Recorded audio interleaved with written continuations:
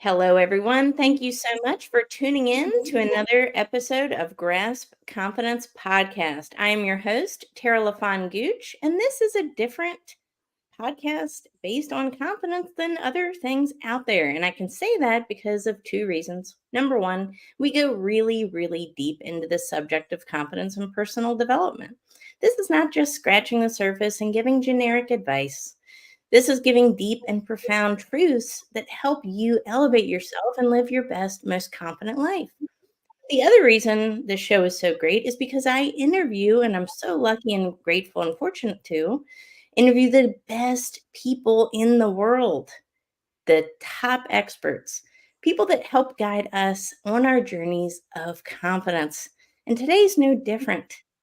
So I want to introduce my next guest and tell you a little bit about her journey and how she can help you guide yours.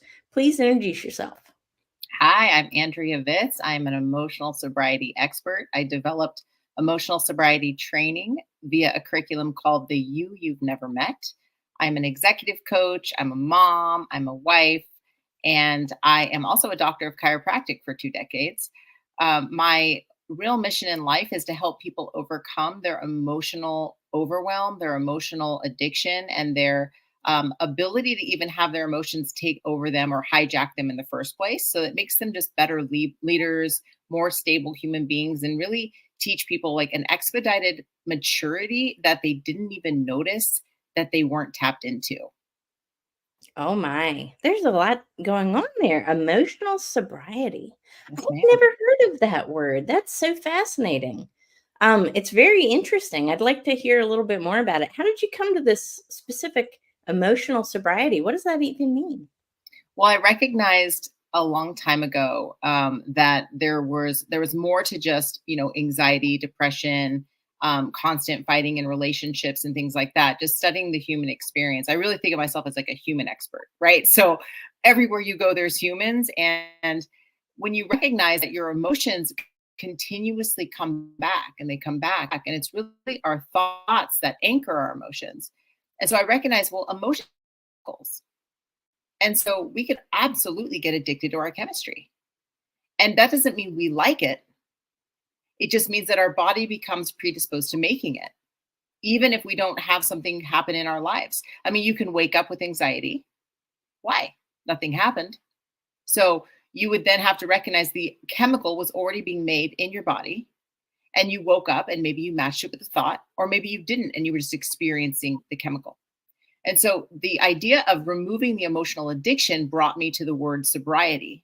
And I Mm. thought, wow, it's emotional sobriety. And then I found that emotional sobriety is actually something that's been talked about for, I don't know, the last 60 years. It's something that the founders of AA, let's just call them out, Bill Wilson, said that he feared the 12 steps wouldn't be enough and that what we really needed was emotional sobriety. And I know what he was saying there because he never developed anything surrounding what it specifically was or how to get it. But it was toward, I think, the end of his life that he mentioned this. And so it was really for the next step or the next people to come in and pioneer. And I recognized, okay, that was obviously my calling. I was supposed to have this download of information about what emotional sobriety truly is and how to attain it. Because it really isn't enough just to be emotionally intelligent. You have to get to a place where the emotion itself doesn't even enter into your system. And the only way we can do that is through specific training to change our personality, to change the way that we react to things, to change the way that we think. And when we shift our perspective, we don't make the same emotions we used to make. And we come from a completely different place at that point. We present as completely different people and we have complete leadership over our lives, which makes us better leaders in general. Well, what you're describing is the foundation, and a lot of people, to your point, we sometimes think we need one thing, right? But we actually need another. And in order for us to get to that next level of our journey, whatever that is, if we're trying to be a better leader for our team at work or a better leader for ourselves or better just mom and human being, right? Yes. There's these foundational things that we need to work on. And this goes for anybody, right? But as I would think, especially somebody that, as you talked about, is waking up anxious. Mhm. And when you said that, it really, really resonated with me. I actually got goosebumps because it wasn't so long ago I felt that way too. And I think a lot of people are waking up this way, crying in the shower to hide it, right? And on the surface, maybe they seem fine. But these emotions that we're experiencing are kind of almost anchoring us to a place we don't want to be anymore. Yeah. What do you think about that? I 100% agree with you. I think every single human being has an addiction to at least one emotional state that they've relived over and over again since they were very little. And the way that I think this happens is it's something called that I call the anatomy of emotional insobriety. And so it's the anatomy, it's the things that make up your specific insobriety. So that would look like your trauma or past experiences or conditioning that you've had in your life that have imprinted in your brain as truth. So that could be you're not lovable, you're not important, you're never going to be good enough, you are a Yep. joke, you're going to be betrayed. Fill in the blank there. Okay. Everybody has one or several, but they're not always exactly the same. And so I want to give space for people to find their specific one and put it in there. Now, recognizing too that this belief that you have from this trauma, right, will then become a filter through which you look at the world. Every conversation that you have, every single interaction, every single experience you have is filtered through that filter of I'm not important, I'm not good enough, I'm not loved, I'm a joke, I'm going to be betrayed. Mhm. And so when that happens, you can find evidence of your belief everywhere. And that is the scary thing because now what seems like a different situation is not really a different insobriety. It's a different situation, same in sobriety. Wow. Right? And here's the kicker. Once that belief is seemingly validated, we're Mhm. flooded with the chemistry of our past. We're flooded with the same chemistry that came from our initial traumatic experience that we've practiced over and over and over and over again. So our body became addicted to making it. So that same flood of the same anxiety, the same embarrassment, the same resentment, the same offendability, the shock, the sadness, whatever is your specific flavor of emotional addiction is always present with you until you catch it and take full responsibility for your chemistry. Now, your emotional state dictates the quality of your life. It's not an arguable fact. Your Right. emotional state dictates the quality of your life. And what controls how you feel controls you. That's why advertising works. Yes. What controls Yes. how you feel controls you. So wouldn't you then want complete ownership over what controls the quality of your life? Yeah. Because what happens when I'm flooded with that chemistry, or when we are flooded with that chemistry, is we become intoxicated because chemistry is a toxin usually, and that toxin makes us intoxicated. No different than if I drank a 12 pack of beer. I'm not going to be me after that. Everything I say and do after that is coming from a very deep rooted subconscious traumatically influenced space. And so I'm going to behave in ways I'd never consciously choose. I'm going to be defensive, I'm going to be childish, I'm going to be jealous, I'm going to be judgmental, I'm going to be dishonest. I'm going to reach for booze, I'm going to reach for drugs, I'm going to act compulsively. In some way, in some variation of this, we all do it. And those behaviors are the things that would, label us as narcissistic or abusive or, terrible leaders. And they get us in trouble. And we're either hurting other people or we're hurting ourselves in those moments. And I call those emotionally triggered behaviors. So that's kind of the anatomy that makes up your insobriety, or what we could call your intoxicated identity, the version of you that isn't really you. And it all stems from your chemical state. Fascinating. And I know this is 100% true because I've been through this. And it was earlier this year, a friend of mine, Tracy Clark, um, we went through limiting beliefs. And, I was a little shocked because my limiting belief was that I don't deserve love. Now, this is a common thing. It sounds really harsh when I say it out loud. And it sounds like, "Oh my gosh, Tara, of course you deserve love, right? Why would you even have that limiting belief?" Obviously, this came from somewhere and a seed was planted, right? And it became a belief system. But this how has this impacted me throughout my whole life? It's caused me to probably show up a lot differently. It's probably caused me to not go after bigger goals and dreams and aspirations. It's probably caused me to sit back when I should have been at the front. So these limiting beliefs, to your point, if they're not addressed, we don't understand they're there, and then we allow ourselves to keep it's like almost like you're marinating. Right? I think of like a turkey being basted in the oven. It's like you're taking a marinade and you're putting it back on the turkey and you're drenching that turkey in the continuous sauce, right? It's eventually creates this reality that you now live in. But also I think yeah, we're hurting others with it, but we're also hurting ourselves too because it's killing our own potential and then it's causing us to not show up the way we intend. Tara, you're saying exactly my same language. I talk about how we marinate in our trauma, we marinate in our emotions. And Yeah. what that really is, what you're saying is we're training. We're Mm. always training. This is a very secret fundamental that we teach at Lifted Academy. Is that you're always, in fact, training. You're training when you're sitting on the couch, you're training to sit on the couch. When you're yelling at your kids, you're training to yell at your kids. When you're eating junk food, you're training to eat junk food. When you choose something really positive and healthy, you're training to choose something positive and healthy. And so you're talking about repetitive, rep based training of in the negative or in the self destructive arena. And I love that you're bringing this up because really our self-consciousness, our self-centeredness, and it's not the same as selfishness, everyone, so don't freak out. Your self-centeredness is when you're trapped. I think of it as when you're trapped inside of you and Mm. everything around you is about you. It's about your unlovability. It's about your not good enoughness.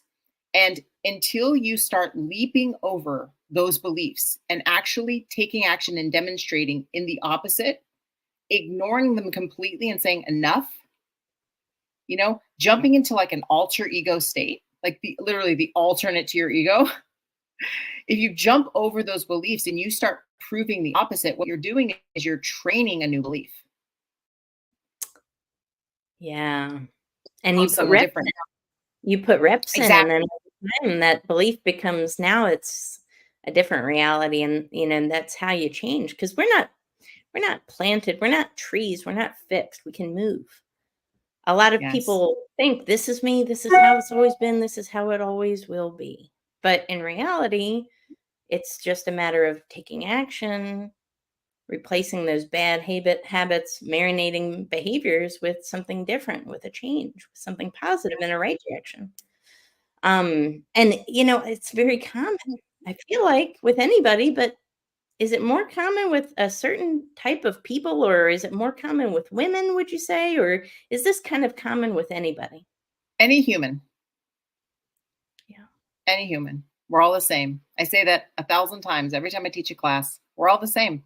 And that offends a lot of people because they like to feel like not superior. Some people do, it makes them feel comfortable. But I think a lot of people believe like who's hurt them is worse than them, or who's hurt someone else is worse than them. But when I say we're all the same, what I'm saying is we all have the exact same anatomy that makes up our insobriety.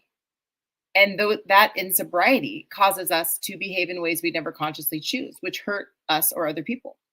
And so when you recognize that your mechanism for being abusive or your mechanism for making a mistake is the exact same as everybody that came before you and everybody that will come after you, it creates a level of humility.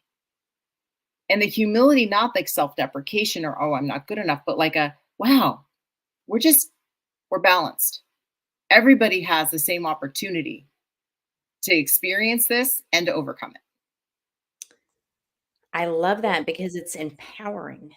And that's what those are the exact type of messages I like to teach on the show is that, the sucky part is that sometimes bad things have happened to you. And that's not your fault. But how we react to them, and if we choose to stay in there, well, we can also make that same empowering choice to choose not to stay there, right? And it's giving the power back to ourselves, because sometimes somebody may have tried to take away our power, Oh, right? yeah, the majority of the time, that's what happens. Yeah. Yeah, and it's not your fault when these things happen. Nobody's blaming you, but take your power back, and it's possible, right? Um, it's so unbelievable, because I think there's so many people out there with just immense, immense potential. But, going back to these limiting beliefs, they're holding so many people back. And it's incredible to me, because I've seen people from all walks of life, industries, disciplines, educational levels get really held back by these beliefs. Right. So I'm wondering from you, because you're the expert, how does one come? I guess the first step is realization that these beliefs are there, would you say, or is there something different? Yeah, I call it the 4A formula. And what Mm, that is awareness, first step, very important. You can't edit what you don't see, right? So those yep, blind spots, the victimhood has to be yep, looked at and just right in the face. You got to yep, corner it and say, I see you. Then we have to acknowledge exactly and precisely how that anatomy of emotional insobriety, how our insobriety has actually created havoc in our lives. We have to look at the specifics. Okay, in this relationship, how did you show up in these ways? And in this conversation, what could you have done differently that wasn't in alignment with what you would have chosen? If you weren't emotional in that moment, would you have more clarity? Would you have, in fact, not been drunk on emotion and able to make a new decision? And when you see it in your face, how your insobriety has affected every decision, every relationship, every outcome, it's affected you financially, it's affected you in love, it's yep, affecting you how you parent and in your friendships. When you see it, it should instill in you a moment of that's it. I'm not yeah, doing this anymore. And so that third A is called action, which I know you're all about, Tara. yeah, It's like, what are we doing? Take action. Yes, we feel that our power has been taken away from us, but what does that actually mean? It means that something outside of you is controlling how you feel inside of you. That's what it means to give your power away, by the way. That's yep, a I want to shine some light and directly define what that is. yep, If I'm allowing my emotional state to change because of something you've said to me, then I'm giving you my power. Or something that you've done to me, I'm giving you my power. But what you said earlier is people may have tried to take your power away. Well, yeah, people that don't believe in their own power attempt to take other people's power, and they do it by changing the way they feel. So when you have all of your power, you know that you're good enough. You know that you're loved. You know that you're important and that you're valuable, and you've earned it. You've earned self-esteem and self-trust and self-respect. When you've earned that, you don't ever take anyone else's power. You would never even think of it. You would only want to empower other people because of that humility and that courage that you've developed in your process of taking action. And then that fourth A is application. It's applying and demonstrating the new version of you so many times, repetition, so many times that that now becomes your default state. You're now behaving in a chosen space, a non emotionally reactive space, maybe 90% of the time, whereas before it was maybe two. Believe it or not, right? The majority of the time we are living our life based on our emotional state. And we're so used to how we feel that we don't even notice that it's not healthy. I often say that it's common and it's normal, doesn't mean it's healthy. And that's one of exactly. the ways that I recognized I was emotionally unsober myself in the past because, oh my God, everyone around me, even in movies and TV shows and songs, in circles, in even professional settings. People were gossiping, they were angry, they were offended, they were lying, they were drinking, they were doing drugs. Everyone was the same in that they all had some form of emotional insobriety, a behavior that was coming from an emotional trigger. Yes. Yes. So much wisdom in that. And I agree with every single point. And, going back to the beginning, I'm a really big advocate that you can't manage what you can't measure. You have Mhm. to acknowledge these things, right? And it's okay. Listen, everybody. No one here is perfect and nobody expects you to be. And these things that are these emotional anchors in your life that feel like, they're steering the ship, stop giving them that power. We can change these things, right? Yeah. But first, we have to acknowledge that they're there because we can't manage something we don't acknowledge. And then, absolutely, to your point, we have to take action. You just brought up a huge thing that I'm a big believer in as well. That, yeah, while a lot of this is an inside game, guess what? Your circle, those who you surround yourself with, your environment. If your environment is not Mhm. conducive for your growth, for where you're going, it's going to be really hard for you to keep this action in place because we can only move so far if we're constricted from our surroundings on the outside. So it's a holistic thing we're talking about. It's internal, but also our environment external as well. Because I do think like energy attracts like energy. And to your point, we're seeing our environment. Is that a reflection of us? Yeah, it's a mirror of exactly where you're at. And that's why, like, I love, again, we're totally synced up, but the Yep. familiar, I would call that the familiar energy or the Mm, familiar energy crisis. So, someone that's doing training with me that's really taking steps to change and they're really doing it can be very quickly pulled back by entering back into familiar circles. And that could be like your growing up family, your siblings, your parents. Romantic relationships are the hardest place to change within. Doesn't mean it's impossible. In fact, if you can grow and adapt and change inside of a long-term romantic relationship, you are doing the heaviest lifting. So you're going to be one of the strongest people. Okay. Because there's so much in there that there's pre-sobriety agreements, there's unspoken agreements of who you're supposed to be in that relationship and what you do together and how you talk and how you feel. So if yeah. you're sharing offendability, if you're sharing outrage, if you're sharing embarrassment, then you're going to rock the boat in that relationship when you start to choose more and you're going to feel sucked back. So it's our job to not come out with like guns blazing saying, I'm going to be different and so are you. It's no, I'm going to just change with love and with grace. And I'm going to like lovingly invite the people to just kind of with me. And they don't have to come with me. I'm still going to love them. But I have to make sure that I'm all the way strong enough to be in that relationship before I can enter into it again.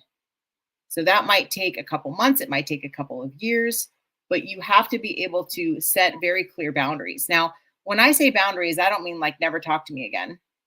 I mean, if you think of a boundary, it's just space between two things. It's like if you go to a bar, that's a barrier, that's a boundary. There's a Mhm. bartender, there's space between you and the bartender that you can't cross, right? And there's you. And so that could be the same in relationships. You could have a boundary with somebody right in front of their face. That's just this small space that says, hey, here's an area that we can't go to together. I love you and I want to have all these experiences with you, but this right here doesn't work for me. And it's love. And I'm telling you that because I love you, because I want to keep the relationship.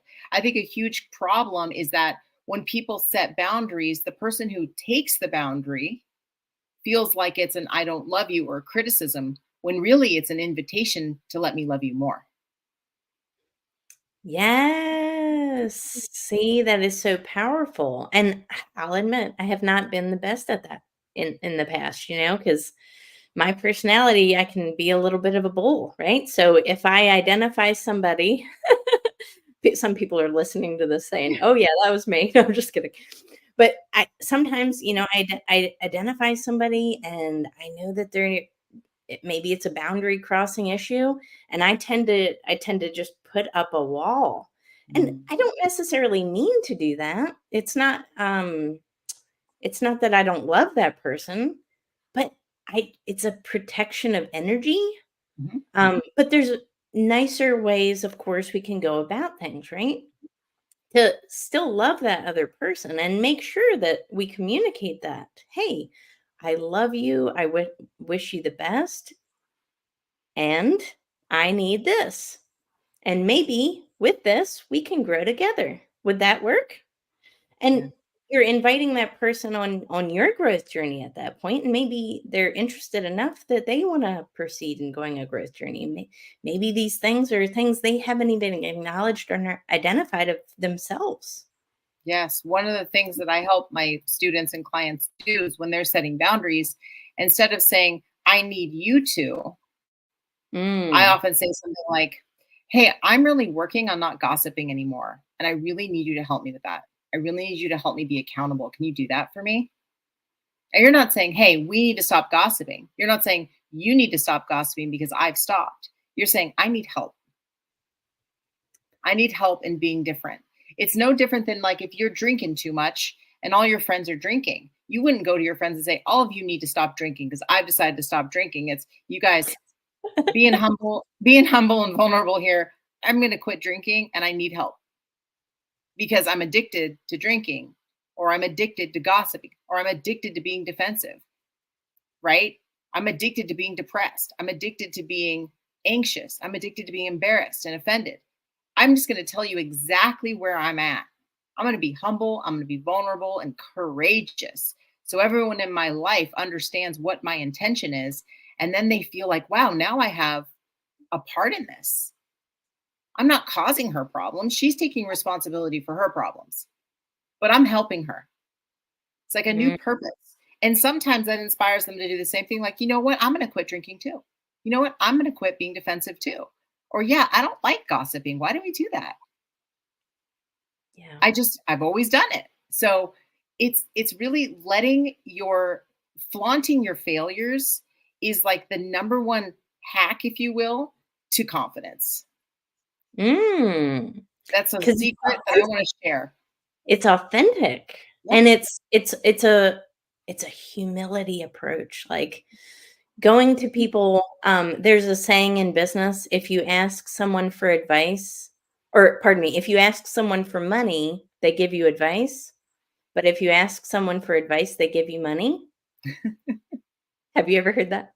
No, but that's fantastic. But it's true, right? So, and we immediately relate to that because everybody's had us ask us for money, and we were like repelled by it. We're like, oh God, let me give you advice. You flip the script and you ask someone for advice, and all of a sudden you start getting interest in the business you're in, right? And the same thing in our healing journey. Again, bringing people with you, not repelling them, not saying, listen, hey, I'm doing this. Good luck. I can't be with you anymore. God bless. Instead, saying, I love your approach, by the way. Hey, I'm working on this. This is really important to me. Can you help? Can you help me? Can we do this? Maybe we could do this Yeah. together. Maybe we can. And that sounds so much better than what I used to do. We've all done it. Flaunt that Where as a failure. I do it all the time. where were you a couple years ago when I was burning bridges? I don't know. Um, but yeah, flaunting our failures and not being perfect because nobody wants to hang around somebody that's perfect. Well, and it's an unattainable fake illusion. Yeah. Perfection is not, it's so subjective. And your version of perfect, I can guarantee you, is surrounding the theme of your self beliefs. So if I believe that I'm not good enough, then I have to be perfect at all the things in order to be good enough. Yeah. Okay. If I believe I'm not lovable, then I have to be loved by everybody in order Mm, to be perfect. That is impossible. Yep. If I'm not important, I have to be important to everyone and about everything. And that's just an impossible feat. And so most of the time when people say I'm perfectionist or I want to be perfect or I'm never going to be perfect, it's like, yeah, you're not, because there's no such thing. It's made up in your head of what that looks like. And every time you get close to what you think of as perfect, you're going to move the target because you still believe you're not good enough. So you'll find the next thing that you're not good enough. I'm not good enough. See, I'm not good enough. And so confidence really, I believe, has to come from flaunting your failures, achieving that state of humility of like, wow, we really are all the same. So all I can do is better than I was, be better than I was at my emotional and sobriety, be better behaviorally, be kinder to people, be more thoughtful, less self centered, and just approach everything in action, taking a leap, being super aware of where I need to take that leap and just going for it. And whoever you need help to help you, ask them for help.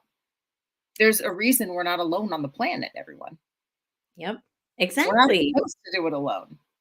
No, we're not. And we look at, even our bodies, right? So our bodies, and maybe you'll appreciate this, they're individual cells working toward one greater purpose, right? And the greater purpose is to keep us alive and healthy.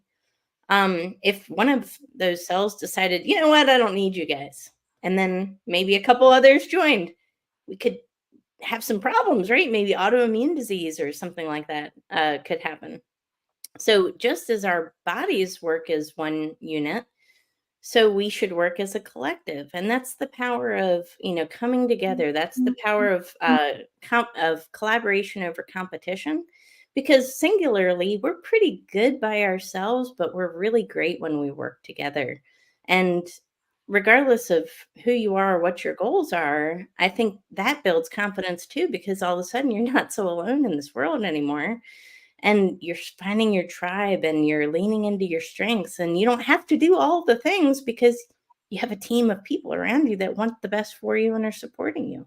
It's pretty powerful, and that goes back to that environment we talked about too, right? Yeah.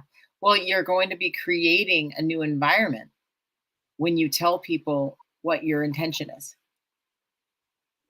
People will instantly be on their best behavior when you tell people that you're going to be on your best behavior. Ooh. So if you're, starting a conference or you're leading a team or something, it's like, you know what, I'm going to do this. I'm going to announce what I'm going to do, and then everybody will just sit up straight. In fact, there was a teacher that did a study just in their own class, and it was telling the kids, show me what it means to be a good student. And they all went, they sat up straight, they were focused, head straight like this, right? And everybody was fully paying attention, which brings me to this conclusion that if we all instinctively know what good behavior is as a human, if we all know that being kind and thoughtful and honest and all those things, if we all know that that's, quote, good behavior, we have to know that we're not in good behavior in order to make that shift, right? So like if you're yelling at your wife or your husband and then somebody walks in the door, you're going to snap straight. Well, why can't we just do that right before you're being witnessed? Right? Or if you're driving in your car, like you're speeding like crazy and you see a cop, why do you instantly know to slow down? So we don't just intuitively and naturally as a default do things that are safest for us or do things that are actually healthy for us. We do all the things but that.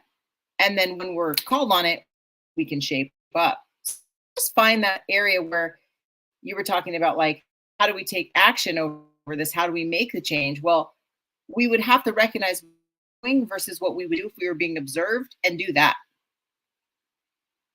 Yes. Just be that person and practice being that person every chance you get. And this is what I say to my students. If you are in emotional sobriety training, you never come home from the gym.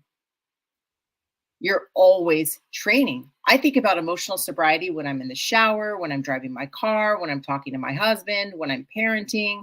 I think about it when I'm with my patients. It's always there. right? Yeah. Surround yourself in your mind's eye with the people that you respect the most and pretend they're always observing you. Yes. And I like that approach because honestly, that's the honest approach. A lot of people are looking for a quick fix. A lot of people just want the one answer and they want to have a checkbox and say, "Okay, I'm ready. I'm done. I've done all the checkies." Well, in reality, it's a lifestyle change. A lifestyle change. And I wish I could say, "You know what? You can check your box on action. You're done." But I can't, right? And neither can you. We can't say these things because it's a lifestyle commitment and it's something we do think about every day. The good news is that while it is a marathon, not a sprint, oh, is it a rewarding marathon? And the thing of it is, there is no destination. It's the journey of it, and it's growing continuously. And then looking back on the past and saying, "Man, how far did I come?" That's great. Yeah. And not looking back at the past and saying, "You know what? I haven't changed much." Ouch. I don't want that to happen to me. I don't think anybody who's listening wants that to happen to them either. We want to keep going. We want to progress. And if we feel like we're in a spot right now where we're just not where we want to be. And maybe we're drunk on emotion, right? Or making a lot of emotional decisions and emotional reactions to things. I promise it's holding us back and we can change it. Just know that it's a lifelong commitment and that's a good thing. It's a And good thing. you're going to have massive change in there. It's not like you have to wait to the end of your life. I mean, one Exactly. week, 3 days or a week into emotional sobriety training, people are like, I'm a different person. My Yep. life is already different. So just know that you're going to take quantum leaps in your process when you really take action. And what you said earlier, it's like people just want to be able to check it off and be done with it because we're inherently lazy. I mean, we really are. We're looking for the path of least resistance. Was Here's the thing: we're not lazy and everywhere in life. Yeah. We're lazy around certain areas of growth because we already work our butts off. We're working so hard to make money, to make our life work. We're working hard in our relationships, even though we're really not maybe doing it in the most effective ways, but we're just spinning our wheels and blowing energy out. And so, yeah, we don't have any more energy to give. And so, I want to help people recognize that you can conserve energy and bring that energy back to you when you become emotionally sober because you have no idea how much energy you're dispersing in the falsehood that you believe and the emotional state that you continue to make. You're constantly, it's like drinking all day. You think someone that drinks all day feels good? No. Somebody that has anxiety and depression and is offended and angry and embarrassed all day and has shame, they're hungover the next morning because they've been intoxicated all day. So I like what you said about how people want to just check off a box because we really are looking for the path of least resistance. And when you can recognize that the only resistance is you. Mm. So every path you look at is going to present as a path of resistance because you don't want to engage it. But on the other side of your resistance is the new you. And it's literally that fast. It's that fast. Yes, amen to that. No, so many people reach out to me. I wrote my book, and my rock bottom point was in March of 2022, and they say what I did is not possible, and I challenge them, and these quantum leaps you're talking about, right? Um, and we see this in nature. A caterpillar literally transforming into a butterfly, and it's not years. It doesn't happen in years, right? The caterpillar is not marinating in that cocoon for years. This is a couple days process, and boom, it's a completely different thing. It's unrecognizable.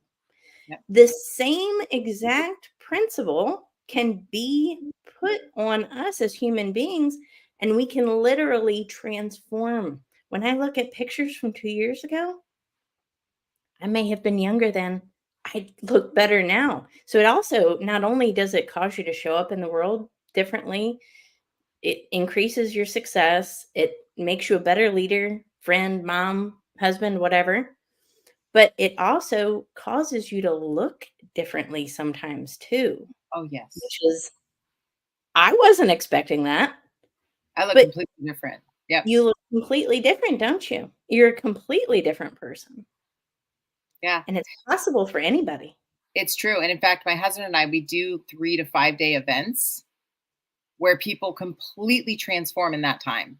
Wow. And it's sustainable. This is the thing, because we leave you with the tools and the hand holding and the guidance, if you need it, to sustain that forever. And not only that, but to keep it, like, advancing it, because Mm, it doesn't take a lot. It's when you simplify change, any problem has a solution, yeah.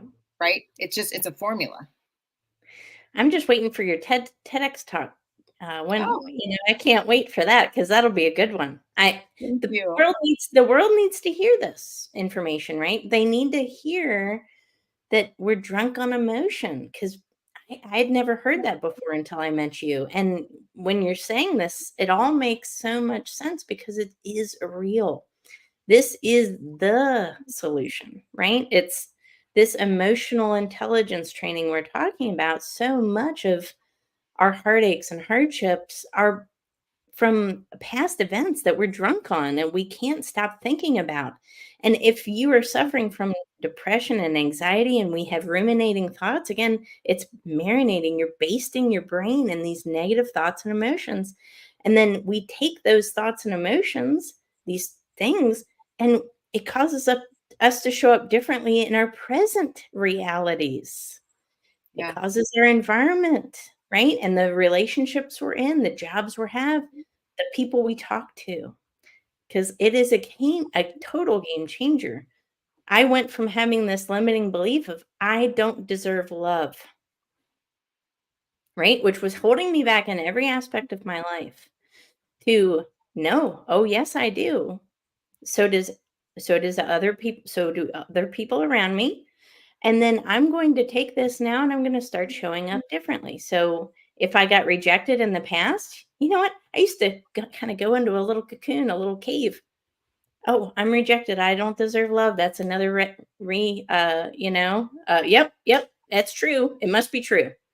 To now, you'll appreciate this. If I get rejected, I say to myself, it's only because I didn't ask for more. hmm hmm Changes the game a little bit, right? totally does, because what we truly believe will be evidenced in our life. So, for example, if you feel you don't deserve love, you're going to find proof of it everywhere. You're going to have relationships that you Yep. drive away because of that belief. And so it's like they say, a self-fulfilling prophecy. I used to hate that, by the way. I used to So hate true. that. I'm not purposefully doing anything. It's like not what we're saying. I'm saying all the things that you do that are emotionally triggered will give you your exact belief in reality. I'm so afraid I'm going to be betrayed that I'm going to hyper attach to this person. I'm going to follow them around. I'm going to check their emails. I'm going to check their text messages. I'm going to get super jealous. I'm going to be hysterical. And then guess what happens? They're going to Yep. be pushed away from you, and they're going to end up feeling something for someone else. Or, right? So you're saying, see, I knew you'd betray me, but did you not help create that? Now, I'm not saying it's anyone's fault if they get cheated on or whatever. I'm saying it's our responsibility to look for where our insobriety contributes to our problems. Exactly. And I say that Exactly. with total humility, because I've been on all sides of that. I've been on all of them. I've been the person that has betrayed other people, and I've been the person that's been betrayed. So it's like I get it. I understand all the sides. I'm not speaking from a soapbox here. This is all coming from recognizing when we remain victims, we make Mm. more victims. Yes, yes. I always say we can either be the victim or the victor. We gotta choose, Yeah. right?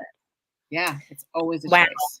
So much wisdom here. Gosh, I already want you back on another episode, because, this ownership is something I'm very passionate about, right? And a lot of people, when they are searching for, who's the best version of myself? What does that mean? How can I become more confident? How can I develop as a person and a human being? One of the main things they're not taking into account is this responsibility and ownership. But the good news is that when we do take responsibility and ownership, it's so empowering because we realize we are the masters of our own destiny and that we can actually change. And it's giving the power back to where it belongs, which is each of us. So, love that. Thank you so much for enlightening us today, and especially the part about a total transformation, because it is possible. And again, it can be very quick, right? Yes. It's a long game. It's something that we're always working towards because there is no final stop. It's it's about doing quantum leaps and about improving then every single day after that, and doing that on a continual basis to when you feel so good about yourself and the circle around yourself only uplifts you, and you find friends and your tribe and things just start to click, and it's all because we did what? Took care of ourselves first and addressed things that were holding us back. So Addition, empowering. Woo! yes. It's I'm on addition fire. by subtraction. Addition by subtraction is something my husband says all the time. It's like finding who you know you don't want to be instead of trying to make somebody you want to be. So Mm, first start with the things that you know are limiting you, the limiting beliefs, the metabolic disruptors, all the things we can teach you on that. But I want you to recognize that it's when you remove something, it's just a decision to do it. It's a decision, and a decision takes that long. It's that fast. You right now, like you haven't had coffee on this phone call, right? So you're no. right. So Mm-mm. let's say you drink coffee every day, all day, but you haven't had coffee off this phone call. So one of the things my husband might say is, "Well, you're off coffee. You Yeah. literally never have to drink it again." So it's in that moment. I haven't fought with my partner today. I'm not gonna do that anymore. Okay. Wow. It's once you've removed it and decided, you've added energy back to your life. Added Yes. energy back to your life that will help you transform. And I mean, here's an example of that. I was working with a CEO of a very, very big corporation, and he was really struggling in his life. And when I met him, it was like lots of drugs, alcohol, compulsive behaviors, really, really negative, like really bad anxiety, really negative thoughts, a lot of problems. And a couple days into our working together, his little daughter walked up to him and said, "Daddy, you look different." Mm, It's that fast, yeah. What? just emotionally. Like, hadn't even taken out all of his negative things yet, but just changing the way he was thinking was changing the way he was appearing, and therefore eventually changing his leadership as well. Yes. That's so Full true. turnaround. Full turnaround. And I think that's true with gratitude as well. You Mhm. can't fake being grateful, because it's an energy, it's a vibration. It's And not a thought. it's not a thought. And I think people that do practice gratitude, they do look different. It's almost like they're shining, right? It's shining So a light. Yeah. they're shining a light. It's permeating out of their pores, it seems. And you can't fake that. And it's certainly not something you can check a box and say, "I'm done," right? Okay, I'm grateful for my car. I'm grateful for my house. Yeah, it doesn't Right. work. It Yeah. does not Thank work. you so much for having me. It was Yes, lovely. And yes. if people haven't watched your TED Talk yet, they should, because that was a really good one. Thank you so much. But tell us what's the best way to get a hold of you, and how can people work with you and find you? Oh, a really cool way is you can take a quiz that I designed to help you Ooh. find your behaviors, your emotionally triggered behaviors. And you can go to liftedacademy.com/remodel. All right. Well, I know what I'm doing after this. I'm going to take that quiz. I love Also, it. you can email me directly if you have any questions, Andrea at liftedacademy.com. I always answer my emails. I got you. liftedacademy.com. Wonderful, wonderful. Well, thank you so much for being a guest today. And thank you so much for everyone who tuned into the show. Don't forget to share this with your networks. Don't forget to like and subscribe. This show continues and grows because of our listeners. So we need your support in growing this show so we can help more people develop and become the best versions of themselves. Thank you so much, and we will catch you all on the next episode. Take care.